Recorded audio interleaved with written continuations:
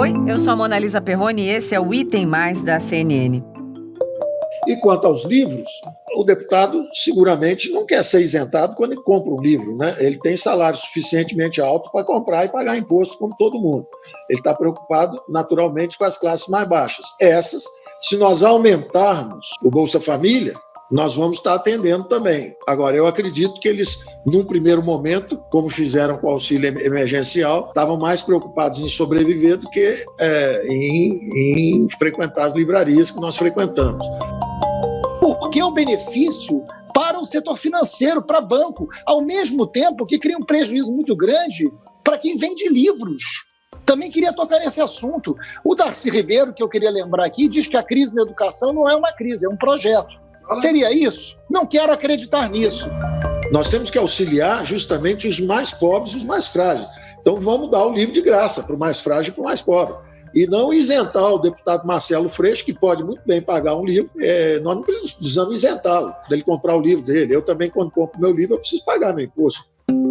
A gente já tratou aqui das propostas de reforma tributária em discussão no Congresso e as disputas políticas, por trás delas. Se você não ouviu, vai lá no episódio, então, do último dia 10, que a gente explica direitinho as mudanças que cada uma delas propõe e os possíveis impactos no nosso bolso. Mas hoje a gente vai falar de um ponto específico aí da proposta da equipe do ministro Paulo Guedes, que tem causado barulho nas redes sociais, nas rodas de conversa. Isso porque um novo imposto, criado a partir da união do PIS e do COFINS, atingiria um produto que é isento de taxa há anos. O livro, gente. Pela Constituição, livro não pode ser taxado, mas a contribuição sobre o consumo, essa sim, pode incidir. Editoras, entidades do setor livreiro e leitores de todo o país protestam contra a mudança que pode encarecer o produto e tornar a atividade das livrarias ainda mais difícil. Um abaixo-assinado virtual contra essa mudança já passou das 970 mil assinaturas. E para contar pra gente, tintim por tintim, então, qual é a proposta do governo, eu convido hoje aqui a nossa analista de economia da CNN, a Thaís Herédia. Bem-vinda, minha querida! Mona Lisa, que prazer estar aqui no seu podcast, invadindo para falar de livro, que é um tema maravilhoso. Pena que é de imposto. Então, já que a gente está tentando ajudar as pessoas a entenderem, me ajuda. Por quê? O que está acontecendo? Por que o ministro da Economia propôs o fim da isenção fiscal aos livros, Thaís Herédia? O que aconteceu? Olha, Mona, para começar, eu não acho que o ministro tenha sentado e tomado a decisão. Vamos acabar com a isenção dos livros. Acho que isso nem passou pela cabeça dele. O que aconteceu foi o seguinte, o governo, depois de 1 ano e meio, conseguiu finalmente apresentar uma proposta de reforma tributária, em que ele escolheu começar uma reforma mexendo apenas nos impostos federais e 2 deles têm um caráter de contribuição e não de imposto, que juridicamente tem significados diferentes. A Constituição brasileira, desde 1946, por uma luta do escritor Jorge Amado, isentou os livros de qualquer imposto. Na Constituição de 88, isso virou cláusula pétrea, ou seja, não existe emenda à Constituição que consiga tirar essa isenção da Constituição. Então, essa é uma regra que vale. O problema é que PIS e COFINS, que não são impostos, têm características de contribuição, quando foram criadas, passaram, então, a taxar os livros. Só em 2004 é que o Congresso Nacional resolveu, então, isentar também das contribuições os livros. Ora, a proposta de reforma tributária do governo federal prevê o fim do PIS e COFINS e a substituição dessas 2 contribuições por uma contribuição sobre bens e serviços, que é a tal da CBS, com uma alíquota de 12%. Também nessa proposta, o governo resolveu acabar com pelo menos 30% ou quase 30% das isenções tributárias para vários setores. E entre eles estava lá o setor de livros, o setor editorial. Por isso que eu digo que não foi uma coisa pensada, vamos taxar os livros. Não, alguém apresentou lá para o ministro, olha, temos aqui X setores que podem estar nessa primeira leva, num primeiro movimento de acabar com as isenções de PIS e COFINS, e isso estaria junto com esse projeto de criação da CBS. Quando o projeto chegou na praça e os juristas todos começaram a ler, chegaram à conclusão então de que, peraí, mas então vai acabar aquela isenção das contribuições que havia sido aprovada em 2004 e aí começou todo o debate. O ministro Paulo Guedes, quando foi confrontado com isso... Veio Paulo Guedes no estilo Paulo Guedes. No estilo Paulo Guedes. Maravilhosa. Dizendo que quem comprava livro no Brasil era rico. Sim. Infelizmente diminuindo o debate. E aí, mais pressionado ainda, ele disse que, não, olha só, a gente taxa o livro para o rico e distribui livro para o pobre. E aí ele cria 2 problemas, né? Primeiro, junto com o coelhinho da Páscoa, né? Junto com o coelhinho da Páscoa. Não, porque... o maior problema que ele cria não é só a distinção entre quem deve pagar ou não deve pagar imposto sobre o livro, que no caso do Brasil ninguém deve pagar imposto sobre o livro, mas se o governo vai distribuir livro para os pobres, que livros? Exato. Né? Qual é o princípio do interesse literário? É a curiosidade, né? Sim, que dá o lastro para o conhecimento contínuo, que é o que aconteceu com a gente. Por isso que é tão estranho. Mas eu quero te fazer uma outra pergunta. Como é que uma pessoa manda um negócio assim de reforma, assim, pá, e não atenta para os detalhes? Nem a ele, nem a equipe dele. Ninguém fala, pelo amor de Deus, tem uma arapuca ali. Não faz isso. Não tem ninguém ali que olha nada. É tudo assim, pá. Vamos mandar e acabou? Eu vou acabar fazendo uma defesa indireta ao ministro Paulo Guedes aqui, nesse caso específico. Alguém tem que defender isso, porque senão só... Eu vou defender o processo que é falho. Né?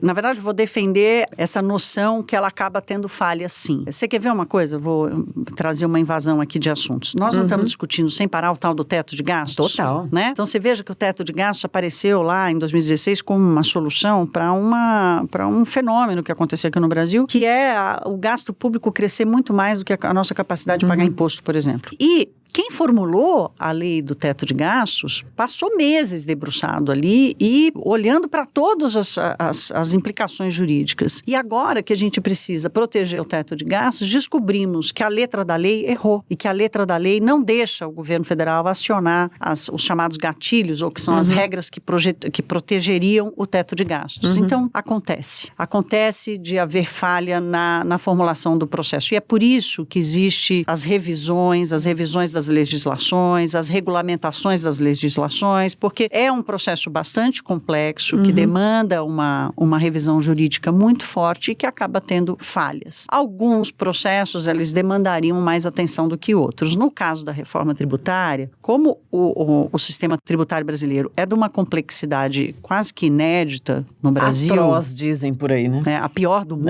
o sistema tributário brasileiro é o pior do mundo, é o mais complexo do mundo, né? Para taxar um sapato, é tênis ou é sapato? E sapatênis? É tênis ou é sapato? E barrinha de cereal com chocolate? É chocolate ou é barra de cereal? Quer dizer, então, o sistema tributário brasileiro é assim. Então, assim, é livro didático ou é livro traduzido? Ou é de comunista? Ou é de comunista, né? Ou é de filósofo? Ou é de sociólogo, que é tempo perdido, né? Pelo que dizem por aí. Graças a Deus que já não estão dizendo tanto. Não arranha a minha competência de analista aqui, mas explica, não justifica, mas explica um pouco. Sim, explicou. Eu não tinha tentado para isso nada como falar com quem de fato tem o poder do conhecimento para a gente entender. Não é aceitável. Não é aceitável. Mas é compreensível. Não, o que tinha que acontecer é, na hora que chega essa informação, chegar lá na turma e falar, vamos prestar atenção. Tem coisas... Se isenção de livro é cláusula pétrea, não pode estar lá. Não pode estar lá. É óbvio. Então, em vez de reagir defensivamente, haja proativamente. Isso. Erramos, ponto, tira-se, não existe mais esse debate. Isso. É o que a gente está tentando propor aqui nesse podcast, né? Mas vamos lá. Thaís, existem setores e produtos que serão anistiados aí da cobrança. Por que os livros não são? Um deles, você já falou aí todas as questões, mas olha mais para os outros setores para a gente entender tudo que está aí nesse bastidor dessa discussão. Olha, o debate sobre a tributação no Brasil, de novo, ele é bastante recheado, né? Eu dei os exemplos aqui do sapato, do tênis, é sapatênis, é cereal, é chocolate, que eu estou plagiando o Marcos Lisboa, que é um economista bastante conhecido aqui no Brasil, dirige o INSPER, que é uma das das casas de maior credibilidade de ensino superior no Brasil, ele dá sempre esses exemplos. É um plágio, não é uma criação minha. E o Brasil tem algumas coisas absurdas, assim, como, por exemplo, na construção civil. Por que a construção civil brasileira ainda é praticamente do século passado, com cimento e tijolo? Porque nós, que somos um dos maiores produtores de aço do mundo, produzir na construção civil com aço sai mais caro do que com cimento e tijolo. Então, fica difícil modernizar a construção civil no Brasil por causa do tributo. No caso da cesta básica, que é uma coisa mais palpável, né? Na tentativa de isentar a cesta básica, o arroz, o feijão, aqueles produtos que compõem a cesta básica brasileira, a lista acabou incluindo salmão, atum, latinha de caviar. Então, com essa mesma mentalidade de rico consome livro, que é absolutamente equivocada do ministro, né? Outras mentalidades que já passaram pelas cadeiras do setor público brasileiro também não se atentaram, que era, tudo bem, deixa o salmão, né? Então, são revisões que precisam acontecer e que só uma reforma tributária bastante ampla e séria e responsável, levando em consideração a necessidade de um prazo de transição importante para que o país todo consiga ir se adaptando a ela e a conta não caia sobre o consumidor, aconteça. E o debate dos livros acabou caindo nesse mesmo cipoal. Sim, e na verdade não é nem no rico, na classe média, que é a classe que paga mesmo imposto nesse país. Agora, eu queria olhar mais aí fechadinho para o setor, até dando a constatação para vocês que nos escutam, que é a situação das redes de livrarias, né, no nosso país. 2 das maiores redes de livrarias do país estão em recuperação judicial, elas praticamente sumiram aí do nosso caminho, né, a Saraiva e a Cultura, a gente via tantas lojas delas, estou falando lojas, mas use aí o sinônimo que vocês quiserem, e eu queria então que você falasse como é que a criação desse imposto pode afetar ainda mais esse mercado. Essa é uma discussão que a gente fala também com pessoas do setor, mas quando a gente olha em algo que realmente vai sangrar, dá para pensar no fim das livrarias, né, até pelo custo que é manter uma livraria. Mona Lisa, o fim das livrarias era física, né? Tô dizendo. Eu sei, tô dizendo, é um presságio ruim que ele já vem sido dito aí já faz um tempo, desde que começou a coisa do livro digital e tal, e ainda assim elas estavam resistindo, porque a livraria física, ela demanda a manutenção da atividade da leitura, não só do interesse pela leitura, mas da atividade pela leitura, que é aquele prazer que quem gosta de ler tende a ir a uma livraria e se perder, né, nas estantes o e tal. tempo passa, você não percebe que tá ali, tem o cara que vai falar com você, que conhece do assunto. Você tem uma experiência. É um programa. Isso, é uma experiência. Né? É uma experiência.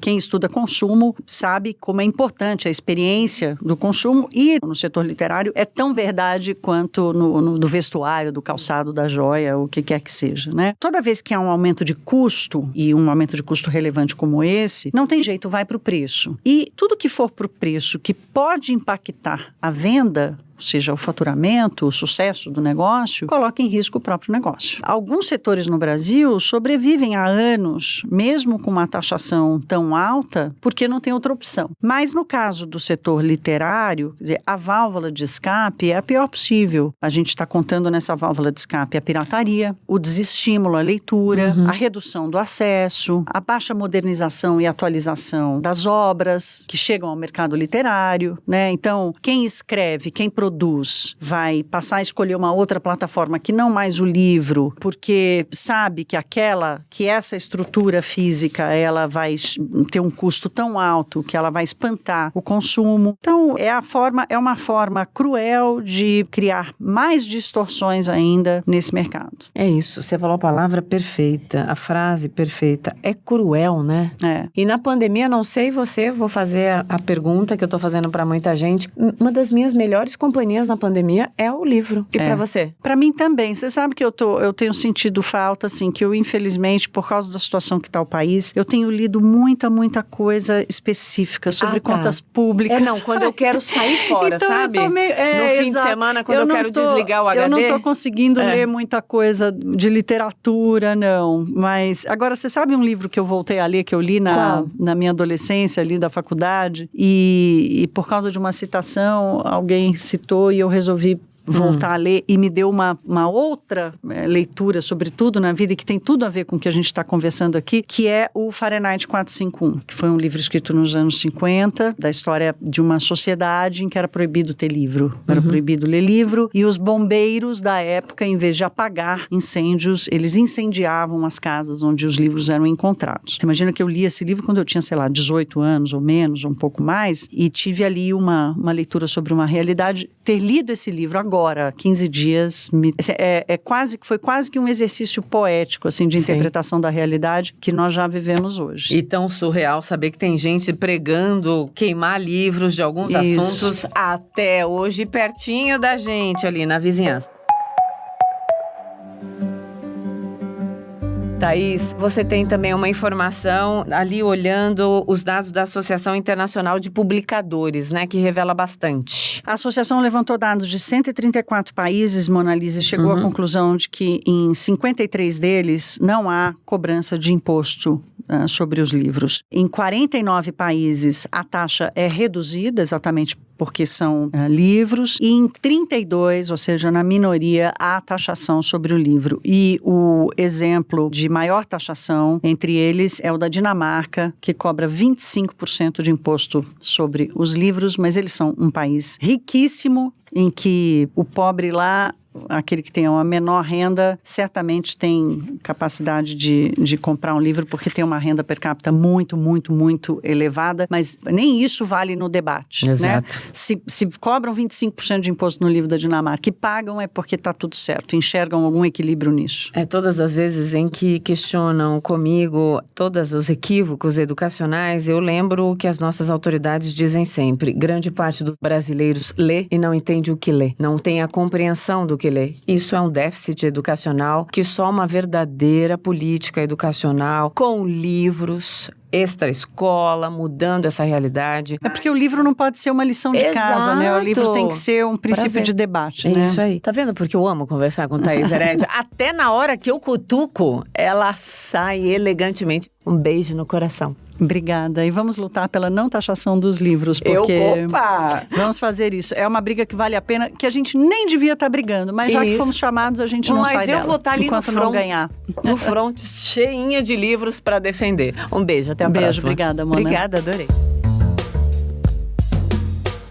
Para a segunda parte do nosso episódio, nós vamos conversar com Marcos Pereira. Ele é dono da editora Sextante e presidente do Sindicato Nacional dos Editores de Livros. Marcos, bem-vindo ao Item Mais. Prazer tê-lo aqui. Obrigado, Mona Lisa. Prazer estar aqui com você, prazer estar aqui com todos os ouvintes. Então vamos lá, prazer é todo nosso. Bom, a pandemia já tinha afetado demais o mercado editorial. Aliás, parece que a pandemia só detonou mais aquilo que já vinha minguando, né? Pelo que a gente acompanha nas quedas em geral, das vendas nas livrarias, da mudança de hábitos, enfim, é um combo aí que explica toda essa sistemática. Mas qual é o impacto que o fim da isenção fiscal poderia ter, então, sobre a área? Qual o impacto ainda mais nocivo? Posso usar essa palavra? Nociva? Pode, desastroso, destrutivo. Enfim, a gente é um setor cujo valor intrínseco para a sociedade é muito maior do que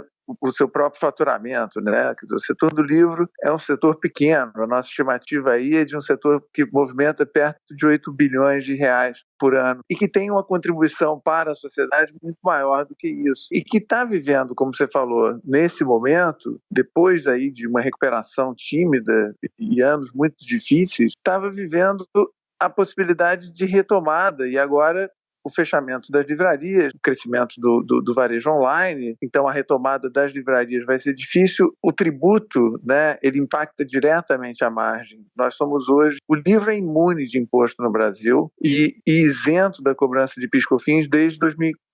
Então, a CBS ela impactaria diretamente na margem de empresas que já estão com margens muito deprimidas. Eu acho que muitas livrarias não sobreviverão e aí você tem um efeito em cascata, né, de outras editoras não sobrevivendo, menos livros sendo publicados, maior concentração de mercado, enfim, menos ideias circulando, que eu acho que é a maior preocupação para a sociedade brasileira. Sem dúvida. Eu preciso fazer um depoimento. Quando eu era pequenininha, há muito tempo atrás, meus pais, professores, falavam pra gente, leia. Gente, eu digo, minhas irmãs, leiam.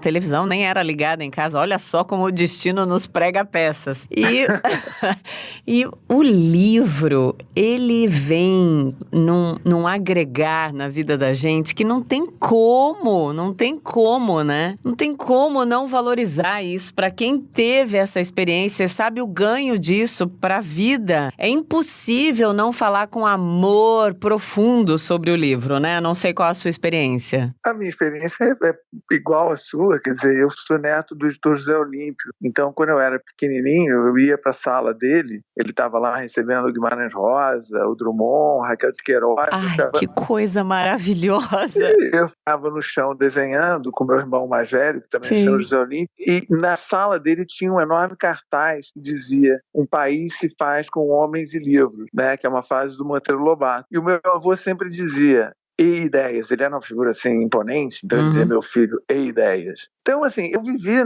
isso, eu acredito nisso tanto quanto você. Quer dizer, o amor que a gente tem, o prazer, o fato de ser editor, trabalhar com tantos autores, trabalhar com tantas pessoas que acreditam no poder de transformação do livro. Fui editor de livro infantil da Ana Maria Machado e Ruth Rocha. Demais. Né?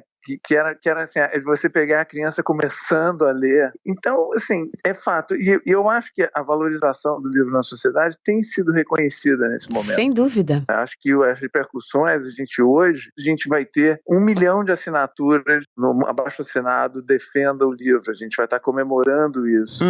E os deputados com quem a gente tem conversado têm sido muito receptivos. Quer dizer, eu acho que esse é um papel que a gente está querendo de mostrar, né, para a sociedade a importância do livro. Por que eu fiz todo esse preâmbulo? Para a gente comentar o que isso que está no horizonte pode impactar ainda mais as pequenas livrarias, né? Porque ao mesmo tempo em que a gente observou as grandes redes com problemas, a gente viu um crescimento, posso usar essa palavra, um crescimento das pequenas livrarias, que apostam ali em nichos, né? Nichos de mercado que também tem muita gente atrás disso. Como é que essa taxação, então, poderia afetar também esse tipo de negócio? Manalisa, a gente terá certamente que aumentar o preço dos livros para recompor as margens.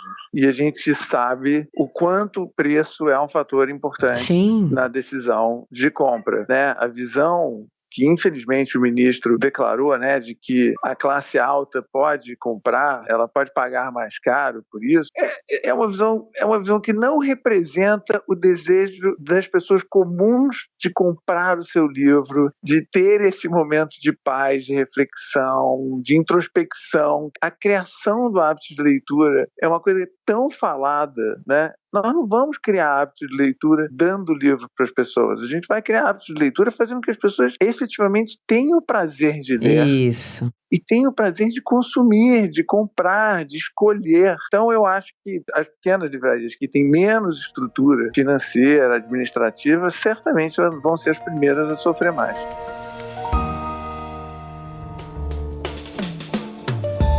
Bom, a frase do ministro que você falou, livro é um produto consumido então pelas classes mais altas. Você acha que isso é só um equívoco, como você se referiu, ou tem a ver com aquelas frases que a gente já ouviu de pessoas do governo, diretamente do governo ou à margem ali do governo, nas proximidades, de que quem gosta muito de livro é comunista, é sociologia danosa, filosofia que não ajuda ninguém, tem que tirar investimento. O que tem de mais profundo nessa frase?